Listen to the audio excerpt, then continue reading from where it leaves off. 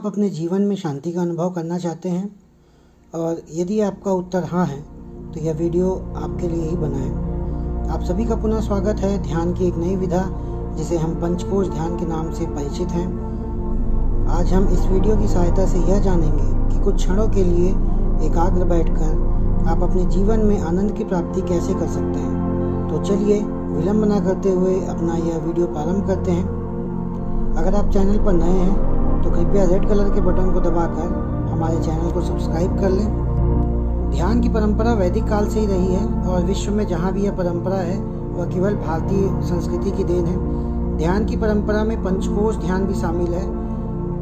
इसमें एक एक कोश पर ध्यान केंद्रित करने से 5 प्रकार के ध्यान की विधि सामने आती है। प्रत्येक कोश पर ध्यान केंद्रित कर अलग अलग लाभ लिए जा सकते हैं। पहले यह हम जान लेते हैं कि पंचकोश है क्या। दरअसल जो हमें यह शरीर दिखाई देता है यह केवल एक शरीर है। इस शरीर के अंदर 4 शरीर और विद्यमान हैं, जिनमें से हम आज के वीडियो में केवल अन्नमय कोश के बारे में जानेंगे कि अन्नमय कोश है क्या, इसके लाभ क्या हैं, इससे ध्यान कैसे किया जाता है। जैसा कि आप पुनः जो चित्र है उसमें आप देख पा रहे हैं कि यह जो सबसे बाहरी स्तर है वो अन्नमय कोश कहलाता है। हमें यह जो शरीर दिखाई दे रहा है पैर के अंगूठे से लेकर सिर तक तथा इसके अंदर के त्रिदोष जिसे हम वात, पित्त और कफ भी कहते हैं, और हमारे शरीर में सप्त धातु का भी वास है जिसे हम रस, रक्त, मांस, मेद, अस्थि, मज्जा तथा शुक्र, इन सभी से मिलकर अन्नमय कोश का निर्माण होता है। यह कोश अन्य सभी कोशों का आधार है। इस कोश को स्वस्थ बनाने के लिए हमें योगासन, भोजन तथा निद्रा पर विशेष ध्यान देने की आवश्यकता होती है। योगासन प्रतिदिन 30 मिनट करने के पश्चात शरीर में लचीलापन तथा आंतरिक अंगों में सुदृढ़ता भी आती है। साथ ही रक्त संचार ठीक होने से स्नायु तंत्र भी ठीक बना रहता है, यानी कि हमारा नर्व सिस्टम भी ठीक बना रहता है। इसी चरक ने के अनुसार भोजन करते समय 3 बातों का विशेष ध्यान रखना अति आवश्यक भी बताया गया था, जिसमें ऋतु भुक, हीत भुक और मित भुक का वर्णन किया गया था।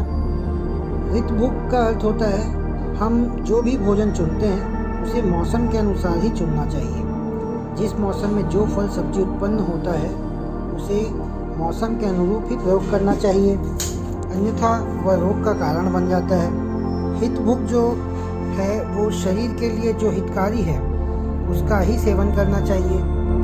एवं अंत में आता है मित भुक, अर्थात हमें अपनी भूख से कम भोजन ग्रहण करना चाहिए। यह देखा गया है कि हम आजकल बाहरी पदार्थों का ज़्यादा सेवन करने लगे हैं जो हमारे शरीर के लिए हितकारी नहीं है। हम उनको भी भोजन के रूप में ग्रहण करने लगे हैं। तो इन चीज़ों से हमें दूर रहना चाहिए।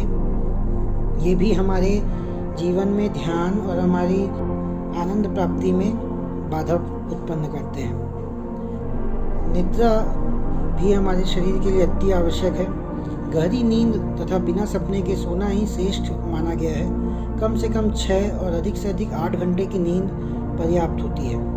तो आइए अब हम जान चुके हैं कि अन्नमय कोश क्या होता है और हमें किन किन बातों का ध्यान रखना चाहिए। तो अब हम ध्यान की विधि को जानेंगे, जिसके पश्चात हम ध्यान कैसे करें ये हमें क्लियर हो जाए। सबसे पहले हम किसी सुखद स्थान पर बैठें जहाँ पर एक शांति हो, जहाँ किसी प्रकार का कौतूहल ना हो। उस स्थान पर हम सीधा अपने शरीर को बिल्कुल सीधा करके बैठें, आंखें बिल्कुल कोमलता से बंद रखें और अपनी सांसों को सामान्य रूप से बाहर की ओर जाने दें और अंदर की ओर आने दें। ध्यान में पैर के अंगूठे से लेकर सिर तक के भाग को देखें और फिर शरीर के एक एक अंग को देखें। लगभग 5 मिनट तक अपने शरीर को बाहरी रूप से देखें और एक एक अंग को शांत होने का निर्देश देते रहें। गहरे लंबे श्वास के साथ मन को भीतर ले जाएं और भीतर के अंगों को, जैसे आपका पाचन तंत्र है, लीवर, किडनी, हृदय, रक्त संचार और आपका स्नायु तंत्र जिसे हम नर्व सिस्टम भी कहते हैं, इन सभी तंत्रों पर ध्यान केंद्रित करने से उन सभी तंत्रों की कार्यशैली उनका उपयोग और उनका लाभ कैसे लिया जा सकता है, इस ध्यान के माध्यम से हम सरलतापूर्वक जान सकते हैं। लगभग 10 से 15 मिनट तक यह ध्यान करने से हम अपने अन्नमय कोश से अच्छी प्रकार से परिचित हो जाते हैं और हम अपने पंच कोशों के ध्यान में और एक कदम आगे की ओर बढ़ने के लिए तैयार भी हो जाते हैं।